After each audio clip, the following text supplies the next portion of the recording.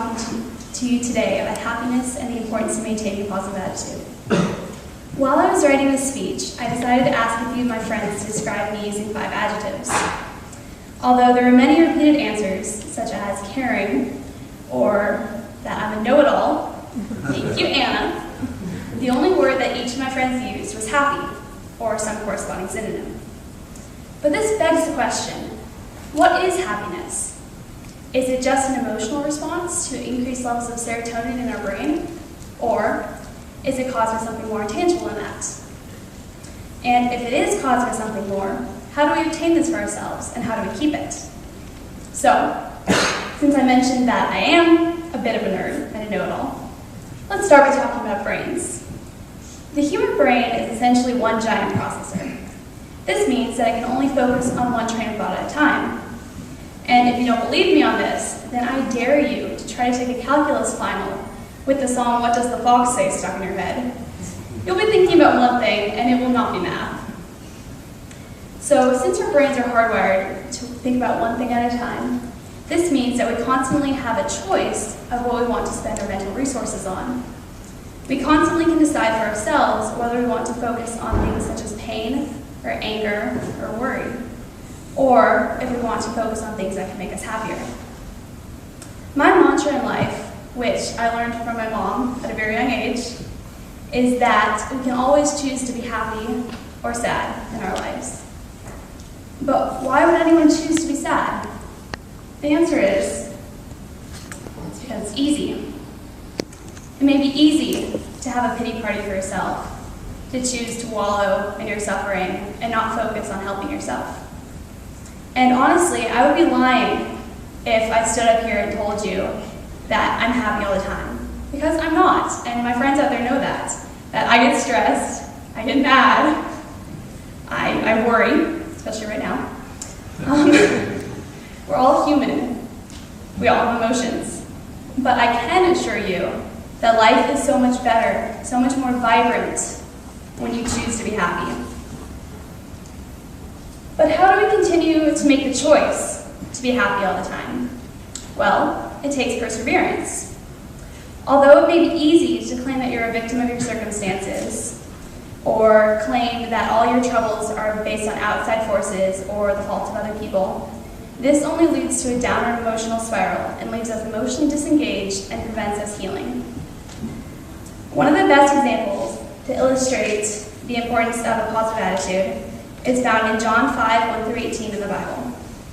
To paraphrase, Jesus has traveled into a pool that allegedly has healing powers, where he meets a man lying on a mat who is paralyzed. When he questions the man about his situation, the man responds by simply explaining all of his troubles and not focusing on the good things in his life. This is very similar to us focusing on our problems instead of the ways we can fix said problems. Jesus responds by simply telling the man to pick up his mat and walk. This simple statement causes the man to completely change his mindset and go from thinking about negative things in his life to more positives. And what did he do? He picked up his mat and he walked away. But how do we go about doing this in our own lives? It may be very difficult if we don't have a divine figure standing in front of us telling us to metaphorically flip the switch between anger and sadness to happiness. Well, the best way to do this is to change what you're focusing on. Focus on things that make you happy, not things that make you sad. A good way to do this is find something you're passionate about, or something that excites you, and think about this instead of other things. Another necessity in happiness is the ability to forgive yourselves for mistakes you made in the past. If we continue to dwell on these, it just leads to us staying stagnant in our pain and not healing. Forgiving ourselves releases us from our pain and suffering that those mistakes caused in the first place. One of the most common misconceptions about happiness is that people believe that they cannot be happy when there's so much pain and suffering in the world. However, human beings are hardwired to feel empathy for others. This means that we constantly can tell the emotions of those around us. So, for example, if you're with a group of happy people, you'll feel happy. If you're with a group of people who maybe aren't as happy, you won't be as well. However, the same principle works in reverse. If you're happy you'll help cheer up those around you. But if you're sad, you'll only bring them down. One of the best ways to improve the situation of the world can be just a simple smile. A simple smile can brighten your small corner of the world. So why wouldn't you? Happiness is a luxury in good times, but in times of pain and suffering, it is an absolute necessity. This brings me to why I chose to speak about this topic today. Carl Jung has a quote that says the word happiness will lose its meaning if it were not balanced by sadness. It is a contrast between the two that allows us to have a full appreciation of happiness.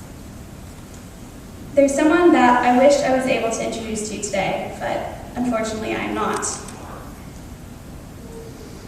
This is my dad, Thomas Benjamin Settle. He was an aerospace engineer, and I seem to have inherited his love of building things and engineering. He was a sailor. He loved to be out on the water. But most importantly, he was absolutely the best daddy I could have wished for. I was the most important thing in his life. I remember when I started high school, my mom and I thought he was crazy because he was just bringing home all kinds of college research every night, bringing home new things about engineering programs and equestrian teams and college rankings. And we thought he was crazy because I had all the time in the world to prepare, it seemed like. I was just a freshman who needed to be thinking about college. But thinking back, it's almost as if he knew that he wouldn't be there to help me make the decision when the time came. On October 14th of my freshman year, my dad died very suddenly of heart failure, of cardiomegaly, which is the technical term for an enlarged heart. And I like to believe that it was because he loved too much and his heart was too big. I can't tell you exactly how I felt after learning that he had died. I'm sure it was shock and grief and pain, but honestly, I don't remember anymore. And I remember there was one point, a couple weeks after, where I had a realization. I realized that this was the absolute worst my life would get. And that wasn't just me being a melodramatic freshman. My life would never be as bad as it was at that point. And right after I realized that I had two choices. I could choose, which could have been the easier choice, to continue thinking about all the sadness in my life, about death, about pain. Or I could choose to focus on the fact that my life is only going to get better from there. It's only going to get better from there. And if you ask anyone who knows me that I've met before or since then, I think they'd be able to tell you which choice I made. Some might even go so far as to say that I maybe picked up my mat and walked.